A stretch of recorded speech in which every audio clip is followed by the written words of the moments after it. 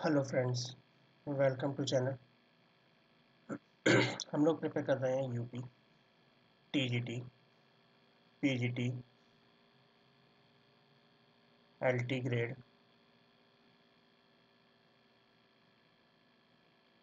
UK TGT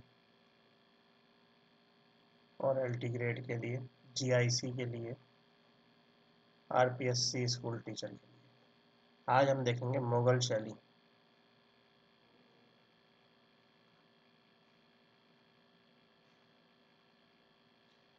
Mughal शैली, मुगल काल की चित्रकला। मुगल चाल काल की चित्रकला 1550 ईस्वी से 1857 ईस्वी तक मानी जाती है। ईरान फारसी मुगल काल का जन्म स्थान समरकंद और हिरात था। 15वीं शताब्दी में फारस की कला तैमूर वंश के संरक्षण में उत्कर्ष को प्राप्त हुई। तैमूर वंश के लोग विध्वंसकारी और बार्बरता के लिए जाने जाते थे, लेकिन इन लोगों ने चित्रकला को विशेष प्रोत्साहन दिया। तैमूर का पुत्र शाहरुख स्वयं कवि था और उसने अपने दरबार में कवियों और चित्रकारों को आश्रय दिया, जिसमें बिहजाद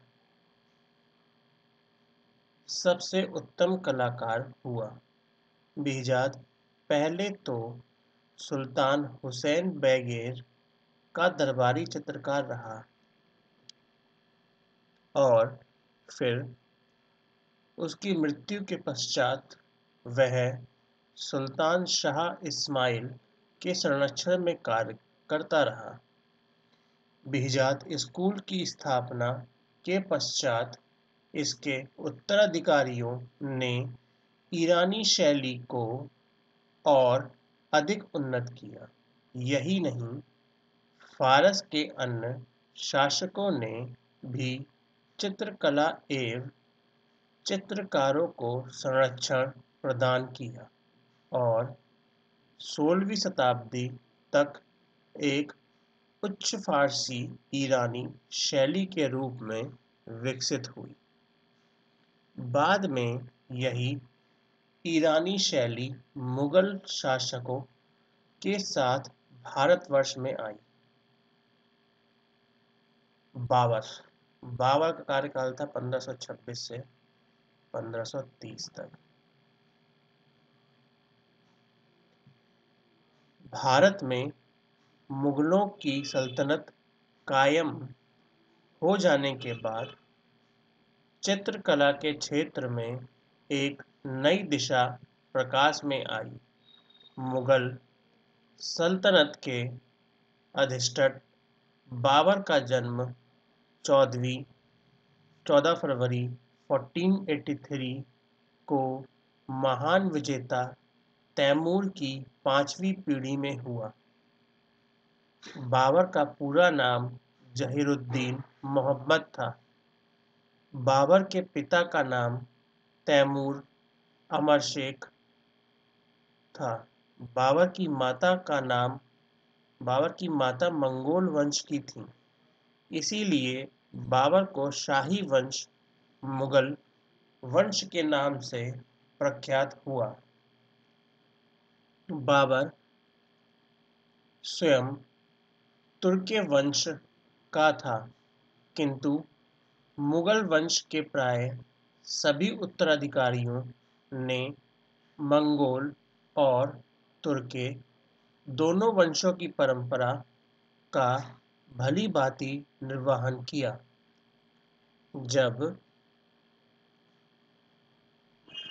जब बाबर 11 वर्ष का था, तभी उसके पिता की 1494 में आकस्मिक मृत्यु हो गई और पैतृक रूप से उसने इन छोटे से परगना राज्य की सत्ता संभाली। बाबर एक उच्चकांक्षी व्यक्ति था। सन 1503 ईस्वी में बाबर ने काबुल पर अधिकार कर लिया और सन 1505 ईस्वी में बाबर ने गजनी पर जीत हासिल की। सन 1511 ईस्वी में जब वह 28 वर्ष का था, उसे समरकंद का यह राज्य छोड़कर भागना पड़ा। उसने सिंध पर हमला किया, किंतु सन 1519 ईस्वी तक वह सिंध को पार ना कर सका। सन 1524 ईस्वी में दौलत खां और आलम खां, जो दिल्ली के सुल्तान इब्राहिम लोदी के चाचा थे,